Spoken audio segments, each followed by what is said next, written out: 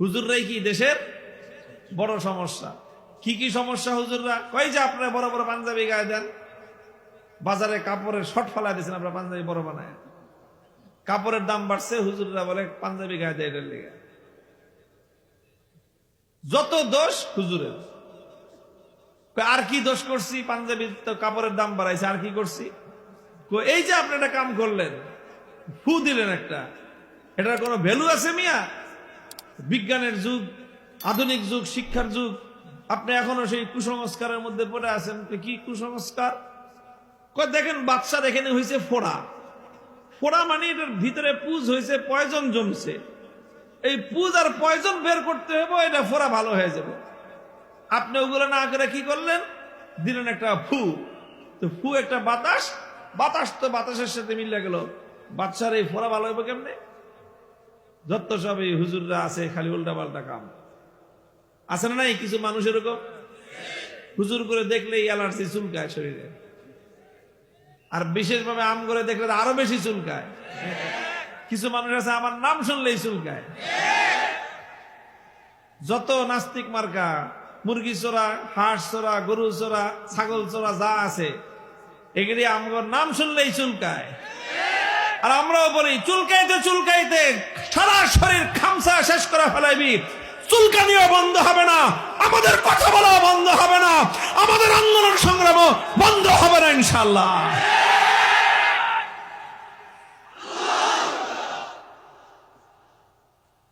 তো এই ব্যাটার তো চুলকাইতেছে, এই যে আপনি ফু দিলেন, বাতাস তো বাতাসের সাথে উড়ে গেল, বাতাস গিয়ে বাতাসের সাথে মিলে গেল, বাচ্চার ফোড়া ভালো হবে কেমনে? আলহামদুলিল্লাহ হুজুরও ছিলেন জাদরেল হুজুর, হুজুর কিছু করলেন না, ও বাতাস বাতাসের সাথে মিশে গেছে না, তা আবার কি?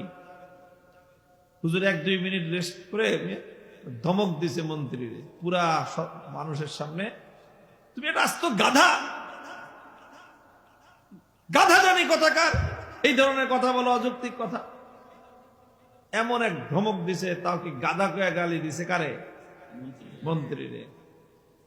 এই কথা বলে বাস হুজুর অন্যদিকে অন্য কাজে মনোযোগী হয়ে গেছেন, কি কইছেন আগে নিজেও ভুলে গেছেন।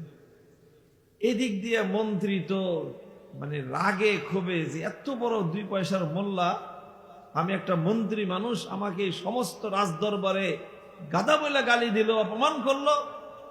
সে রাগে ক্ষোভে খালি ফাটতেছে, চেহারাটা লাল হয়ে গেছে, সারা শরীর তার কাঁপতে আরম্ভ করছে, রাগে ঘাম ঝরতেছে।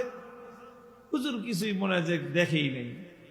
2-4-5 মিনিট পরে হুজুর ওই মন্ত্রীর দিকে তাকায়, কি সমস্যা কি আপনার? কি হয়েছে? আবার কি করছি আমি? কি হয়েছে? আপনি আমাকে, আমি এত বড় একটা জাদরেল মন্ত্রী মানুষ, আপনি আমাকে গাধা বলে গালি দিয়েছেন, আবার জিগান গাধা বলে গালি দিছে, হয়েছে কি?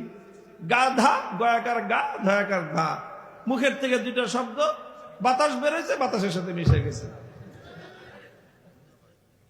আমি একটা গাধা শব্দ বলছি, এটা মুখের বাতাস, হাওয়া হাওয়ার সাথে মিশে গেছে, তা আপনার সমস্যা কি?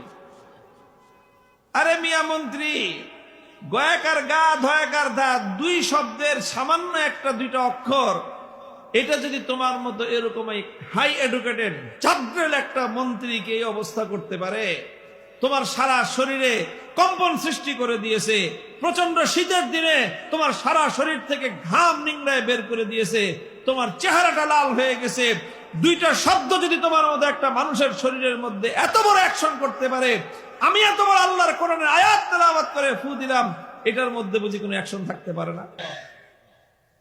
কথা বলেন ঠিক কিনা? তো যারা এরকম চুলকায়, যাদের এই চুলকানির মলম আছে, প্রত্যেকটা চুলকানির মলম আছে ইনশাআল্লাহ হুজুরদের কাছে, আলেম ওলামাদের কাছে। যারটা মলম দিয়ে সারে তারে আমরা মলম দিই, যারটা মলম দিয়ে সারে না, ওরে অপারেশন করতে হয়, অপারেশন করে দিই। অপারেশন করতে গেলে অনেকে আবার লাফালাফি করবে কিনা?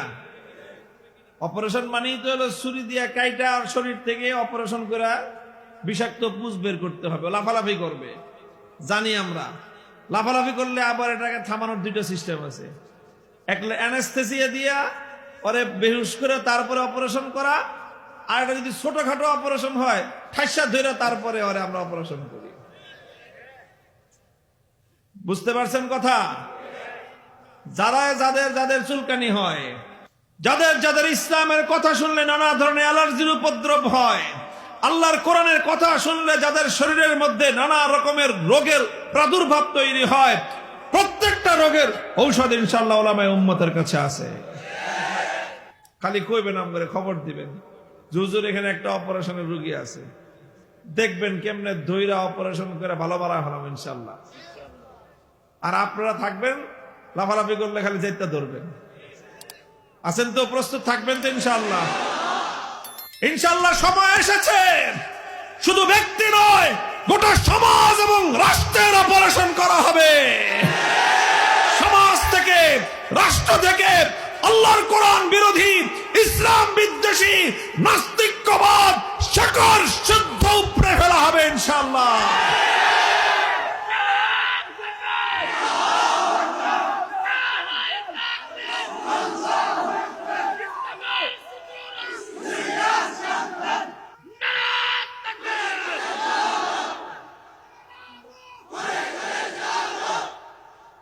মুহতারাম হাজিরিন, এই জন্য বলতেছিলাম আল্লাহ পাক রব্বুল আলামিন বান্দার কথার মধ্যে ওজন রাখছেন, বান্দার আমলের মধ্যে ওজন আছে, বান্দার কথার মধ্যেও ওজন আছে, বান্দার আমলের মধ্যেও ওজন আছে, এবং সেই ওজন আমার আল্লাহ পাক রব্বুল আলামিন কুদরতের মাধ্যমে সেটাকে পরিমাপ করবেন। যারা নিজের ক্ষুদ্র মাথায় বুঝে আসে না বইলা, নিজের ব্রেনে ধরে না বলে যারা অস্বীকার করো, এটা তোমাদের বোকামি ছাড়া আর কিছুই না। দুনিয়ার সব মানুষ সবকিছু বুঝে না, কথা বলেন ঠিক না বেঠিক?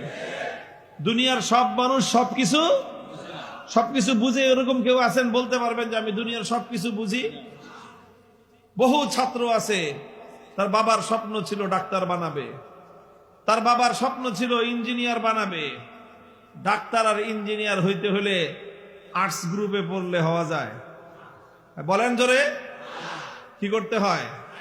সায়েন্স গ্রুপে পড়তে হবে, তারপরে তুমি ডাক্তার হও বা ইঞ্জিনিয়ার হও। আর্টস পড়লে তুমি হেবা সুশীল, বুদ্ধিজীবী, টকমারানি, বুঝেন নাই? এই আর্টসের সাবজেক্ট পড়লে এগুলো হওয়া যাবে, আর্টসের সাবজেক্ট পড়লে কি হওয়া যাবে না? ডাক্তার ইঞ্জিনিয়ার হওয়া যাবে না। ডাক্তার ইঞ্জিনিয়ার হইতে হলে সায়েন্সের গ্রুপে পড়তে হবে, আর সায়েন্সের গ্রুপে পড়তে হলে মেধা ভালো হওয়া লাগবে। অনেক তুখর মেধা না হলে সায়েন্সের গ্রুপে চান্সই পাবে না, কথা ঠিক কিনা? তো যারা নাকি সায়েন্সের গ্রুপে চান্স পাইল না, কেন পাইল না? কারণ তারা তাদের মাথা দিয়ে সায়েন্স বুঝে না, এই জন্যই তো। কথা বলেন ঠিক না বেঠিক? সায়েন্সের সাবজেক্ট তার বুঝে আসে না, এই জন্য টিচাররা ওকে সায়েন্সের গ্রুপে অ্যালাউ করে নাই। বলছে তুই আর্টস পড়, কয়েকদিন পরে পলিটিক্যাল সায়েন্স পড়বি, পলিটিক্যাল সায়েন্স পড়ে তারপরে তুই রাজনীতিবিদ হয়ে তোরা বেশি কিছু করার লাগবে না, খালি দুইটা পিস্তল চালাইতে পারলে তুই হয়ে যাবে। যা, কথা ঠিক কিনা? তো মুহতারাম হাজিরিন, আরে এটা তো একটা সাধারণ কমন সেন্সের কথা, কমন সেন্সের কথা। দুনিয়ার সব মানুষ সবকিছু বুঝে না। তো তোমার যেটা বুঝে আসে নাই, তোমার বুঝে না আসলেই তুমি সেটার বিরুদ্ধে অস্বীকার করে বসবা, এটা তো একটা বোকামি ছাড়া কিছুই না। মরহুম হযরত মাওলানা আব্দুল গাফফার সাহেব হুজুর রহমতুল্লাহ আলাইহি, এই যে দেখছেন বুড়া মানুষ, এই নামগুলি কইলেই আব্দুল গাফফার রহমতুল্লাহ আলাইহি, আমরা ছোটকালে ওর আওয়াজ শুনতাম। ঢাকার আশপাশে ওয়াজ করতেন, প্রচুর মানুষ ওনার ভক্ত ছিল। তো উনি এরকম বোঝাইতেন এই বিষয়টা, যারে ভাই যেটা তুমি বুঝো না দেখে সেটা অস্বীকার করবা, তুমি যেটা খুঁজা পাও না সেটা নাই, ব্যাপারটা তার এরকম না। কথা বলেন ঠিক না বেঠিক? সেটা গল্প বলতেন যে এক বেটা পোলার জন্য বিয়া করাইছে। এখন সম্ভ্রান্ত পরিবার, খুব একটা ভালো নামি দামি ফ্যামিলি থেকে মাইয়া বিয়া করাইছে, সব দিক দিয়ে ঠিক আছে, কিন্তু বউটা হলো বাউন বুঝেন, খাটো। তো মানুষ যেহেতু খাটো, তার হাতটাও কি, হাত পা সবই খাটো। এখন বিয়া করা আনছে বউ বাড়িতে, এখন শাশুড়ি মায় কইছে যে মা আমার এক গ্লাস পানি দাও তো। তো আগে যে মাটির কলসা ছিল, তো মাটির কলস তো এরকম অনেক বেশ উঁচা, 1.5 হাত লম্বা, আর এই 52 মানুষ, এই মানুষটাই হলো 2 হাত, ওর গলা পর্যন্ত মাটির কলস।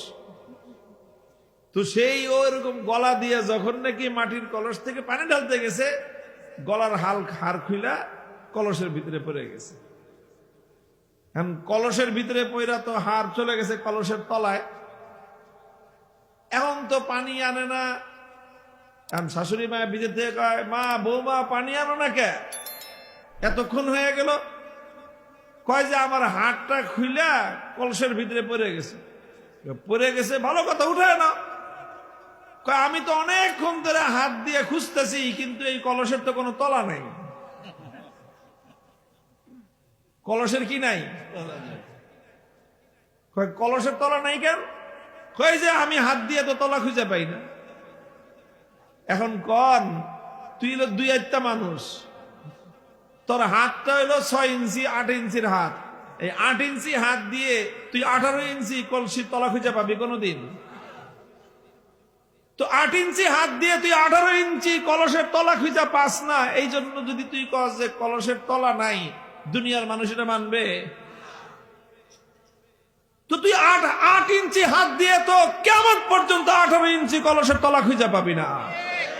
এটা তো কলসের দোষ না, কলসের তলার দোষ না, এটা তোর 8 ইঞ্চি হাতের দোষ। দুনিয়াতে যারা আল্লাহর কোরআনের কথা যাদের বুঝে আসে না, ইসলামের কথা যাদের বুঝে আসে না, তাদের মেধা এবং তাদের বিবেক এবং তাদের বুদ্ধির দৌড় হলো 8 ইঞ্চি, কোরআন হাদিসের গভীরতা হলো 18 ইঞ্চি।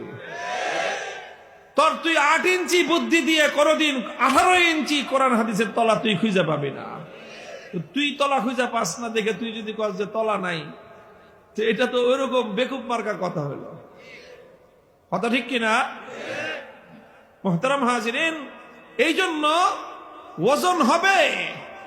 বান্দার প্রত্যেকটা কথাকে আমার আল্লাহ পাক রব্বুল আলামিন ওজন করবেন, প্রত্যেকটা আমলকে আল্লাহ পাক ওজন করবেন। কেমনে ওজন করবেন? আরে কেমনে ওজন করবেন? যে আল্লাহ পাক রব্বুল আলামিন কুদরতের মাধ্যমে মানুষকে যেই মেধা আল্লাহ দিয়েছেন, মেধাবী মানুষ তার মেধার মাধ্যমে এত কিছু আবিষ্কার করলো। জ্বর, শরীর গরম হয়ে যায়, সেই শরীরের তাপমাত্রা মাপার জন্য এমন যন্ত্র মানুষ আবিষ্কার করলো, থার্মোমিটার। এটা 1 মিনিটের মধ্যে তোমার জ্বর পরিমাপ করে বলে দিবে তোমার শরীরের মধ্যে তাপমাত্রা 103 ডিগ্রি। তোমার শরীরের ভিতর দিয়ে রক্ত প্রবাহিত হয়, রক্ত, ব্লাড, সেই ব্লাড কতটা গতিতে প্রবাহিত হচ্ছে মেশিন দিয়ে মেপে মুহূর্তের মধ্যে বলে দেয় যে ব্লাড প্রেশার 120/80, আপনারটা 130/90, আপনারটা হাই প্রেশার, আপনারটা 160/110, তাড়াতাড়ি ওষুধ খান। আপনারটা লো প্রেশার, আপনারটা আছে 60/100, তাড়াতাড়ি ওষুধ খান। ব্লাড প্রেশার মাপার মতো রক্তের ভিতর দিয়ে, রগের ভিতর দিয়ে রক্ত প্রবাহিত হয়, সেই রক্তের গতি আপনারা পরিমাপ করতে পারেন। আপনার শরীরের মধ্যে ডায়াবেটিস হয়েছে, মুহূর্তের মধ্যে 1 মিনিটের মধ্যে পরিমাপ করে আপনি নিজে বলে দিচ্ছেন যে খাওয়ার আগে 10 পয়েন্ট, খাওয়ার পরে 14 পয়েন্ট, ডায়াবেটিস পরিমাপ করতেছেন। সবকিছু মানুষ পরিমাপ করার যন্ত্র আবিষ্কার করছে কি করে নাই? করতে করতে মানুষ এই পরিমাণ আবিষ্কার করেছে, দুধের সাথে পানি মিশানো হয়েছে। কি সাথে? দুধের সাথে পানি মিশানো হয়েছে। এখন এই দুধের সাথে পানি মিশানোর পর এটাকে যাচাই করার জন্য এমন মেশিন মানুষ আবিষ্কার করেছে যে সেই মেশিনটা দুধের মধ্যে দিলে মার্ক উঠে যায় যে কত পার্সেন্ট দুধ আছে আর কত পার্সেন্ট পানি আছে। তো দুধও একটা তরল জিনিস, পানিও একটা তরল জিনিস, তরলের সাথে তরল মিললো, দেখতে কালার ভিন্ন না, একই কালারের হয়ে গেছে। দুধের সাথে পানি মিশাইলে কেমন ভাবে মিশে, কালার আর ভিন্ন থাকে না, সবটাই একই কালার হয়ে যায়। মানুষ তুমি তোমার বুদ্ধির জোরে এমন যন্ত্র আবিষ্কার করলা, তরল থেকে তরলকে আলাদা করে পরিমাপ করে বলে দেয় যে দুধের পরিমাণ কতটুকু আছে, পানির পরিমাণ কতটুকু আছে। তুমি যেই মেধার দ্বারা তরল থেকে তরলকে আলাদা করে পরিমাপ করার যন্ত্র আবিষ্কার করতে পারলা, শরীরের মধ্যে রক্ত প্রবাহিত হচ্ছে, সেই রক্তের গতি পরিমাপ করবার তুমি যন্ত্র আবিষ্কার করতে পারলা।